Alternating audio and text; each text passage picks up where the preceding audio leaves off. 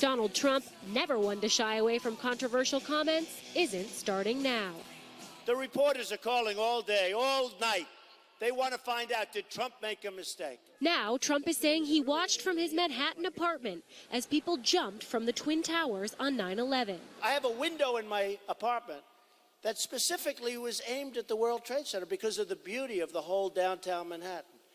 And I watched as people jumped, and I watched the second plane come in. While people were seen jumping from the towers that day, Trump's apartment in Midtown is roughly 4 miles from where the World Trade Center's towers stood. Many people jumped, and I witnessed it. I watched that. Trump also stubbornly defending his widely debunked claim that there were large crowds in New Jersey celebrating the day of the 9/11 attacks, pointing to a line in a Washington Post story published a week later that said law enforcement had detained people allegedly seen cheering on rooftops in Jersey City. Holding tailgate style. Tailgate. You know what that means? Tailgate. That means football games, Ohio State, thousands of people in parking lots, on roofs. While government officials and even the reporter who wrote that story say the investigation uncovered no such celebration, Trump points to his Twitter followers as evidence to the contrary. So all of a sudden, I'm getting all of these tweets. I saw it, I was there, I was this. But I saw it. I saw it.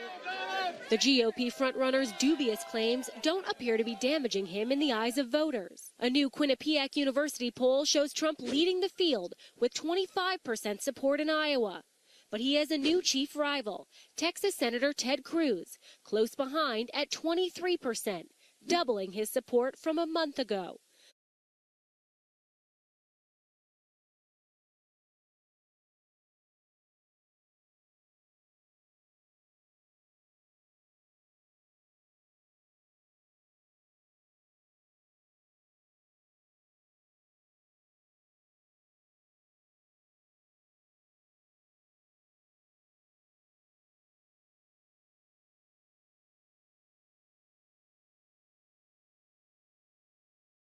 بحري وجوي وهذاك راح تحت الارض وهذاك راح المخبأ.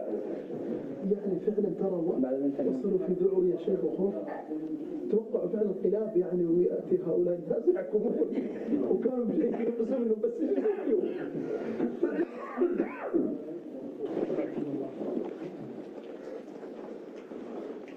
العلم بها يأس ان يصيب بعض القلوب.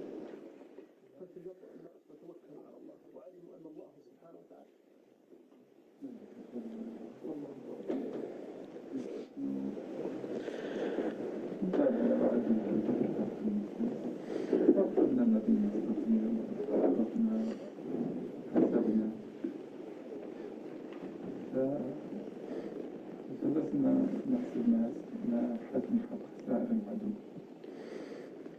فهنا أن طائرات عدد الذين في الطائرة هؤلاء بالنسبة للأبراج قلنا عدد الذين سيصطدم بهم هذه الطائرة 3-4 هكذا. فهذا كان حسابي له وكنت أكثرهم تفاؤلا حكم طبيعة المهنة والأعمال وكذا. فقلت الوقود الذي في الطائرة سوف يوصل الحديد إلى درجة في الاحتراق وبالتالي يفقد خواصه ويضطر من هنا فبالتالي العمارة من الجزء المضروب هناك أعلى سيسقط. فهذا كان أكثر يعني رجاء عندنا أفضل التوقعات عندنا أن الضربة فوق يسقط. إحنا كنا في شعب من الشعاب وقت الحدث وعندنا خبر من يوم الخميس يعتبرون يوم الخميس. فاتحين الراديو ونحن تقريبا الصباح وقت العمل. يمكن هنا يكون كانت 5:30. أنا جالس أنا والدكتور أحمد أبو الخير فبقول لهم إذا جاءنا التو تسجد مباشرة أنا بلوى ضرب المباشرة. فتحنا الإذاعة المذيعة على وقام يتكلم في الأخبار العادية الموجودة وحصل كذا وراح كذا وجاء كذا، وكادت تنتهي خلاص. يقول له فجأة قام جاء ملك رجال طائرة تدخل في مركز تجارة عالمية والشباب موجودين صاروا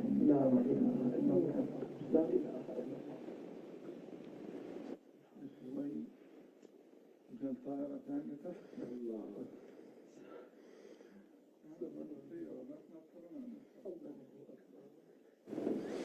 عدد الذين أقبلوا ودخلوا في الإسلام بعد الضربات أيام الأول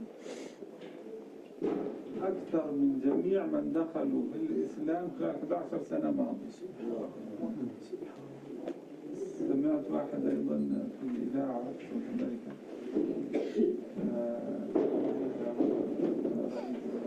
عندهم مدرسة إسلامية هناك، لأن نحن الآن لا نجد وقتا ولا نقدر نطلب كتب لعدد الذين يطلبون منا الكتب والتعلم من الإسلام. هم يقولون يعني هؤلاء لا شك أنهم يقولون شيء عظيم الذي دفعوا به هذا، فهذا استوقف الناس. فهذا هو ما بنى إلا عن حقيقي نظم الخبر من المسجد. يعني كم جلس الناس يحرقون، كم حرق الناس، يا ناس يخرجون، يا ناس جاهلين، يا ناس مشركين عندكم، يا ناس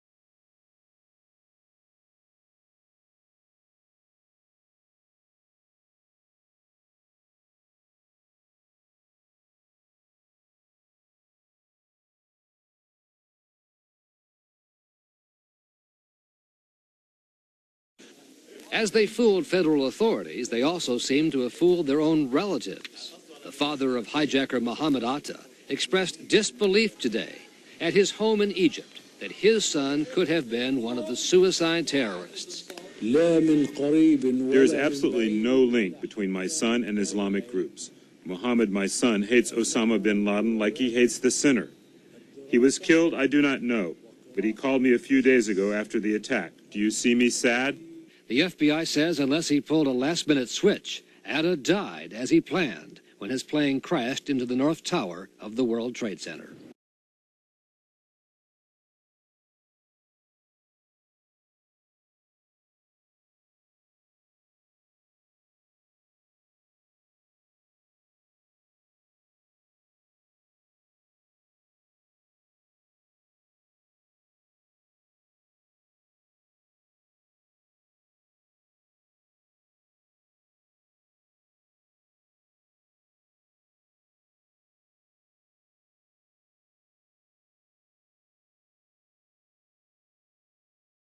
Hi, my name is Daniel Hopsicker. Welcome to Mohammed Atta and the Venice Flying Circus. I'm standing in front of the Venice, Florida airport. There is a massive conspiracy going on right now in Florida to cover up what happened on these runways before September 11th. We're being lied to about the nature of the conspiracy that took down the World Trade Center. Lied to by the FBI, lied to by our president, lied to even by our media. For example, PBS's Frontline documentary on September 11th began with this line: 19 hijackers moved through Europe and America unnoticed. In a pig's eye, they did. In the lobby of the Central Intelligence Agency's headquarters in McLean, Virginia, there is this inscription: "Ye shall know the truth, and the truth will set you free." This is a story about legends. Your legend is your cover story in intelligence parlance. The lie that holds together long enough to let you slip away. The legends of Rudy Deckers as flight school owner and Mohammed Atta as fanatic Islamic fundamentalist have been fraying at the edges since the collapse of the World Trade Center. But what you'll see tonight will leave you asking the same question we are. Who are these guys? Tonight you'll hear the voices of some important eyewitnesses to the September 11th attack. Eyewitnesses not to the World Trade Center disaster, but to the prelude to the tragedy, to the conspiracy in progress in Florida, which 2 years ago resulted in a massive influx of Arab pilot trainees. Many times I went to lunch with these folks, and some of them could hardly speak English. Some of them are from Liberia or Libya, and I guess various countries in the Middle East. But you've been a pilot in this area for 15 years. Yeah. Has that always been the case? No, this recent influx of these type of trainees. You'll also discover that Atta and his buddies acted a lot like characters right out of Miami Vice. They were loud, you know, making comments at the hand on the table, this kind of thing. We're talking $200,000. We have to answer to the family. I thought it was mafia. And you'll learn that the man largely responsible for this massive influx, flight school owner Rudy Deckers, is not who he pretends to be. And what I heard was just that he had a backer in Naples that was backing him financially. That the money that he had, that he, in a sense, flaunted, was not even his money. He was just the front man for the man that had the money. To learn the truth, you have to journey to an unlikely and until recently little-known center of intrigue, a freebooting port of call for an international cast of Learjet-setting rogues, spies, villains, and terrorists. Set beside a community of golf-playing retirees looking to get in on the early bird special. Welcome to Venice, Florida, a tiny retirement community on Florida's Gulf Coast. Like most towns, Venice has a few things to boast about. It bills itself as the shark tooth capital of the world, for example. And it has the second oldest population per capita in the entire United States. But it's really just a pleasantly ordinary little place. Except that Arab terrorists by the dozens came here to learn to fly. Mohammed Atta piloted the plane that hit the first tower. He learned to fly here. Marwan al-Shehi flew into the second tower less than half an hour later. He learned to fly here too. So did Siad al-Jarrah at the controls of the plane that crashed in Pennsylvania. That's 3 out of 4. And so did the most wanted terrorist still alive from the Hamburg Cadre, Ramzi bin Shalbib. What drew them here? Why would healthy young men gravitate to a retirement community anywhere? Where what bathing beauties there are recall in an earlier, gentler time. It makes you wonder, because it ain't Hamburg. How exactly did Venice, Florida become the biggest September 11th crime scene that wasn't reduced to rubble? Were they sent here? Was it an assignment? Who was Mohammed Atta anyway? Islamic fundamentalist, terrorist ringleader, the Pied Piper of terrorist pilots? How about Arab spy?